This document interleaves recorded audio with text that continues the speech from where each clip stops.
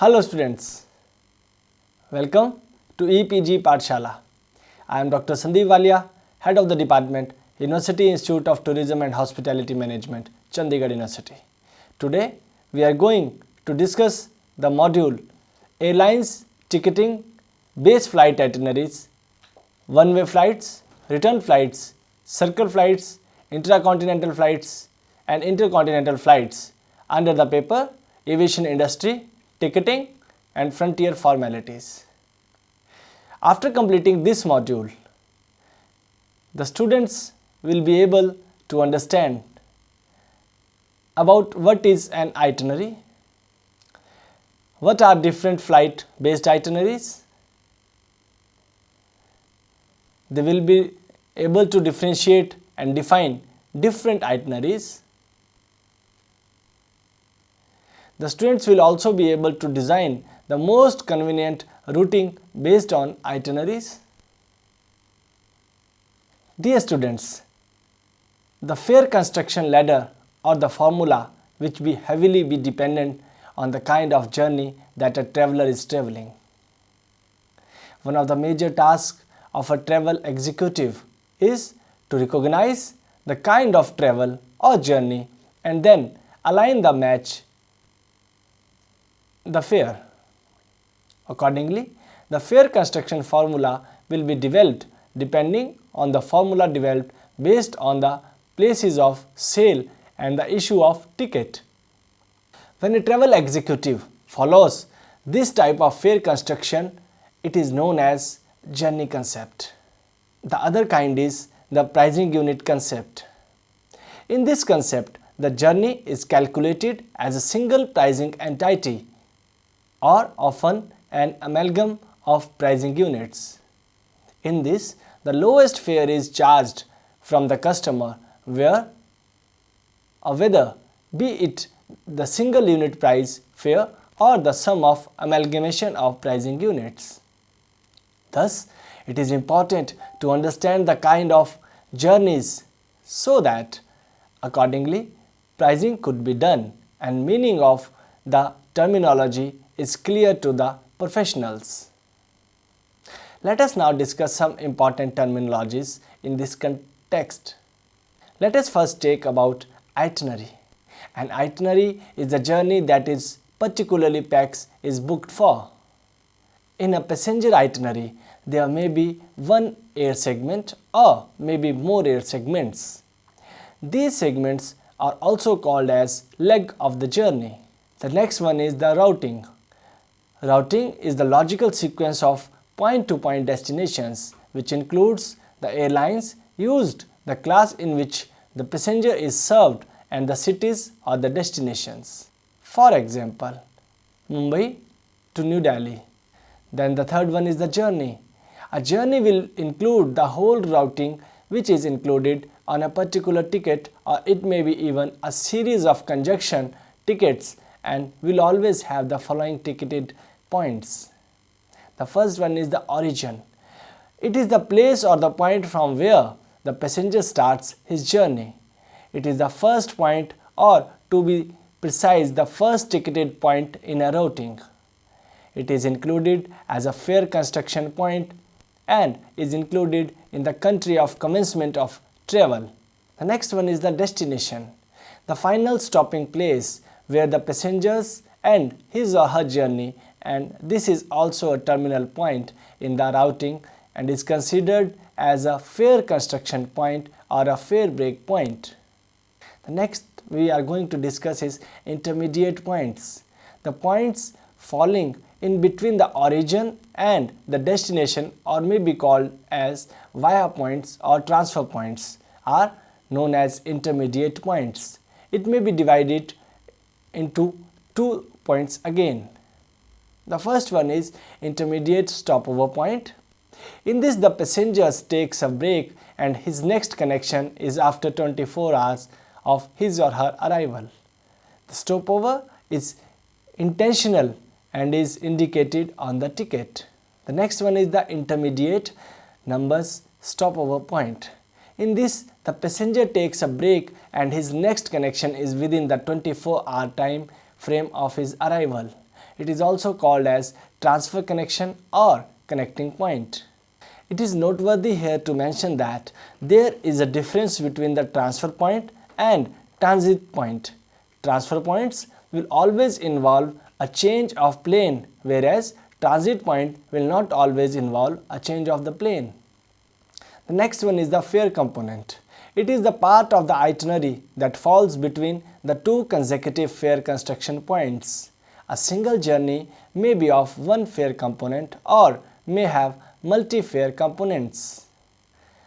The next one is the pricing unit, a part of a journey or a complete journey in itself which is priced as an individual entity.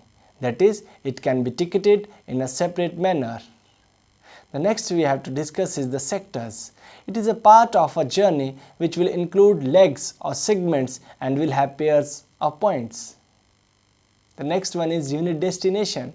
In a pricing unit where the journey finally stops is known as the unit destination.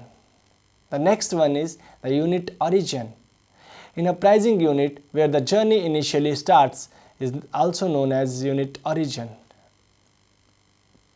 Here we have to note that when we count total numbers of transfers in a journey, we count all the intermediate points, which will include the stopovers too.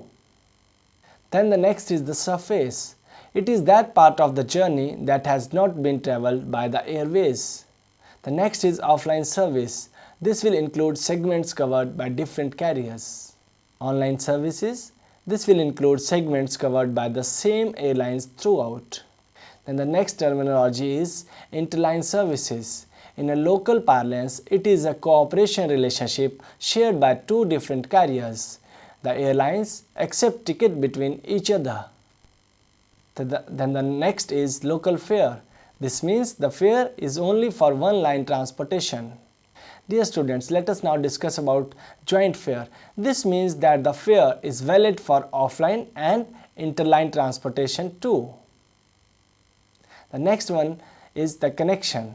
To connect a passenger, an aircraft is changed at any of the intermediate points between the point of origin and the point of destination. There is a time resistant too. It should depart within 4 hours of arrival of the flight. The next one is the stopover. Stopover is an intentional break in the journey in agreement with the carrier at a point lying between origin and the destination for more than 24 hours.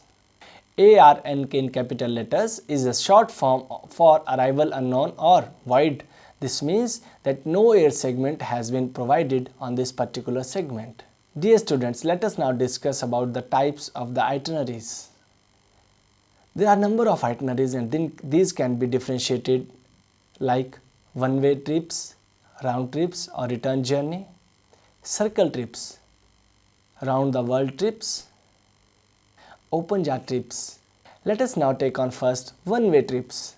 It is a journey undertaken by a traveler which is in the eyes of fare construction specialist does not qualify for a complete round trip or a circle trip completed by the air. This is for one direction only. It fits the need of the traveler who do not require a return flight or for travelers who lack a firm return date scheduled. Generally, when such people travel, they have to buy a second ticket for their return sector. For example, Calcutta-Delhi. The next one is round trip or the return journeys. It is a journey from a point to another point, that is, return is to the point of origin but follows the same route. In other words, it is travel between a point of origin to a point of destination and again return to the point of origin. In this, there will be two things, an outbound component, that is from origin to destination, and an inbound component, that is an inbound component from the destination to the origin point. The route may be differ between the outbound and the inbound sector, but same one-way fare should be applicable to both inbound and outbound portion. Round-trip tickets give permission to the traveler to travel to their destination and back to the origin point. These travels have their schedules fixed up for return to.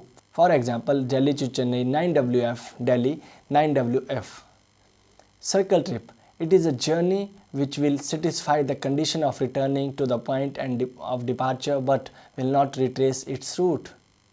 This will be other than round trips, which will be undertaken from one point and return to the same point, where journey will continuous and circuitous air route.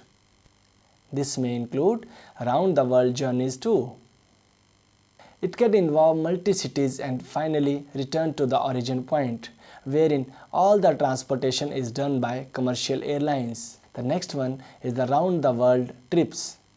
These are a variety of circle trips only and applied to a continuous last bound or westbound travel, starting from and returning to the same point via both east and the west. The fare construction is done same as that of a circle trip. These journeys ticket allow the passenger to buy an airline's ticket, which allows him to fly around the world at the time duration provided is 1 full year. There can be 3 to 20 stops, each generally at a different airport. It comes at a comparative lesser price. Now, these air tickets are offered by airlines like Alliance, SkyTeam, Star Alliance and One World to name a few. In such a journey, tickets, there are few restrictions that have to be kept in the mind generally.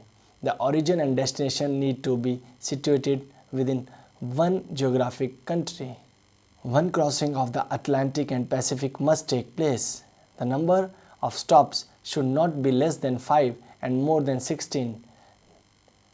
Detouring between the continents is also prohibited, especially when it comes to Europe and Asia. The next one is the open jaw.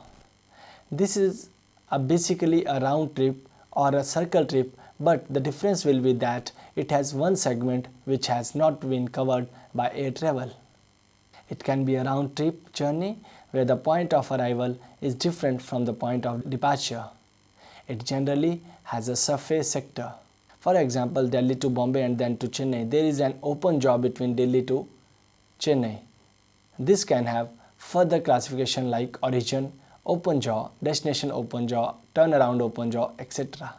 Dear students, let us now discuss about the intracontinental flights and the intercontinental flights. Let us first take the intracontinental flights.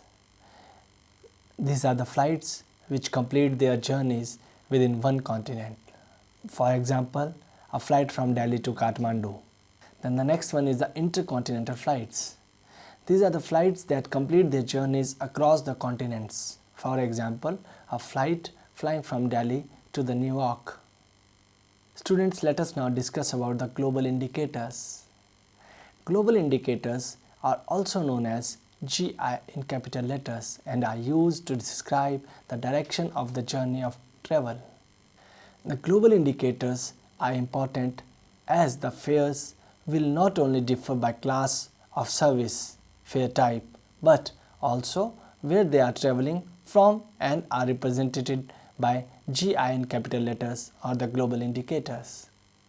To cite an example fare in an economy class or a Y class from Seattle to Fukuoka through the Atlantic will be higher and the passenger would save money if he or she decides to travel through the Pacific. One needs to know the routing of the fare to make a correct fare.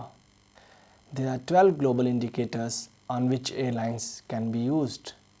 The first one is the Western Hemisphere. This journey is within the Area 1 or the TC1. The fare components or sectors are totally situated within the Western Hemisphere. For example, Los Angeles to Las Vegas or a flight from Los Angeles to Las Vegas. The second one is the Eastern Hemisphere. This journey is within the Area 2 or the Area 3 and is via Eastern Hemisphere by ring TSRUFE. This will be between Area 2 or within the Area 3. It would be TC2 or TC3. For example, such a journey from Delhi to Dubai and to London. The next one is the Atlantic journey. It is a journey known as TC12, that is, journey is between the Area 1, Area 2 and Area 3, which is passing through the Atlantic except the South Atlantic. And the fourth one is the Pacific journey. The journey or the fare components are lying between Area 1 and Area 3, and the crossing or travel is by the Pacific Ocean, barring the North Pacific. For example of such a journey is Los Angeles, Melbourne, Delhi. That means a flight from Los Angeles to Delhi via Melbourne. Next one is the North Pacific. This journey only crosses the Pacific. The journey will be between Area 1 to Area 3 or between Area 3 to Area 1, and travel will be to or from Southern America via North America. Then the next one is the South Atlantic, that is the TC123. The journey is between Argentina, Brazil, Chile, Paraguay, Uruguay, Southeast Asia via the Atlantic, and only via point in Central Africa, Southern Africa, Indian Ocean, Ireland, or via direct services. For example of such a journey is Buenos Aires, Cape Town to Jakarta. Then the next one is Atlantic Pacific. This journey involves crossing between the Atlantic and Pacific both. The journey is between the Area 2 and the Area 3, or the Area 3 and the Area 2 via the Area 1. The perfect example for this is the Frankfurt, New York, Los Angeles, Melbourne, Hong Kong to Delhi. The next one is Russian Federation, or the RU. The fare components or sectors lie between Russia and Area 3, where condition is the non-stop services between Russia and Japan, Korea, and not through another country in the European continent. Then the next one is the Trans-Siberian. The fare components or journey lie between the Area 3 and city in Europe via non-stop flight from any city in Japan, or to or from any city in Europe, or from any city in Europe to Area 3 via a non-stop flight to from a city in South Korea, via or to or from any city in the Europe. The perfect example of such a journey is Sydney, Hong Kong, Tokyo, London, Manchester, or a simpler example would be to Frankfurt, Tokyo, Sydney via Trans-Siberian route. Then the next one is the Far East, or FE in capital letters. It is a fare component of journey between Russia in Europe, Ukraine and Area 3, utilizing a direct or a non-stop service to or from Area 3 barring Japan, Korea and Taiwan. Dear students, let us now discuss about fares. All these exercise of global indicators and type of journeys lead to the finally calculation of fare, and fare is dependent on these. Let us now discuss first the normal fares. These fares have flexibility in them. The restrictions with regards to routes, stopovers and advance purchase and even refund restrictions are missing. The routings can be changed and may be brought for one-way or a return trip journey. The validity of such fares are for 1 year of duration. The fare basis mentions the class of the service too. For example, YOW in capital letters stands for a one-way fare, and YRT in capital letters specifies return fare in an economy class. The next one is the point-to-point fare. These appear in almost all the classes and permit the PAX or the passenger to travel from a point to the another point. The advance purchase requirements also does not exist, and even refunds are permitted. The route is generally of direct flights, and sometimes even connecting flights are offered with the condition that stopovers are not permitted. It could be sold on a one-way or round basis. They are also valid for 1 year barring the seasonal clause. Then the next one is the excursion fares. The excursion fares are dependent on the passenger's stay at the destination, as these are governed by the minimum and maximum requirements. These are available all the year around and are return fares only. They are flexible when it comes to routing and even with the stopovers. Refunds are also permitted. The fare basis here mentions the stay in terms of day or in terms of months. The next one is the apex fares. These are advance purchases or advance purchase excursion fares and will levy a penalty if date changes are done. Refund is also highly restricted in these kinds of fares. Stopovers are not permitted and only direct flights are promoted. They are sold as return fares and have minimum and maximum stay clause in them. Then the next one is the PEX and the Super PEX fares. PEX stands for Public Excursion Fares and have restrictions equal to the Apex fares. PEX fares differ from Apex as they can be purchased anytime. In these two, stopovers are not permitted and direct flights are promoted. Dear students, let us now discuss interpreting fare basis code.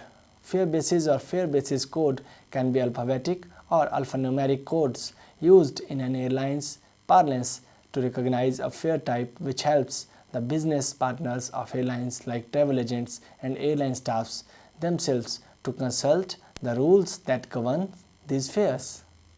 The following categories make up a fare basis code or fare basis together. The first one is the class code. The fare basis starts with the class code. This tells about the class of the service. For example, P in capital letters stands for premium class. F in capital letters will stand for the first class, premium. F stands for first class. A in capital letters stands for the first class discounted. J in capital letters stands for business class premium. C in capital letters stands for business class.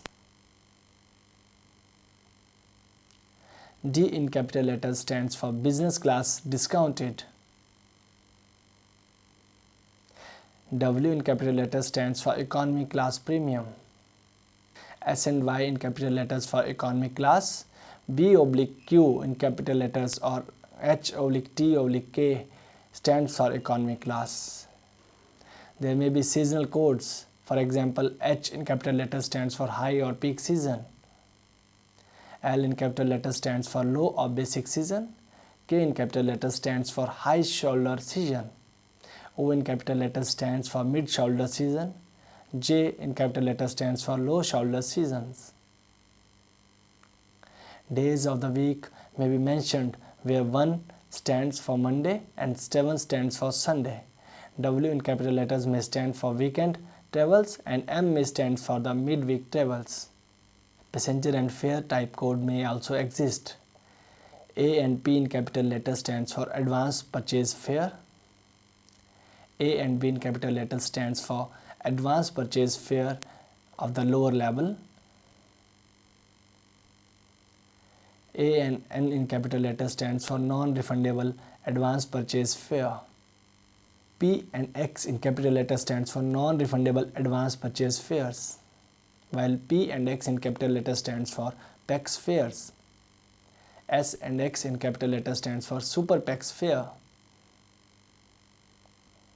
while E in capital letters stands for excursion fare. B in capital letters stands for budget fares. B and D in capital letters stands for budget fare discounted, while S stands for super saver fare. W in capital letters stands for standby fare. O and X in capital letters stands for one-way excursion fare.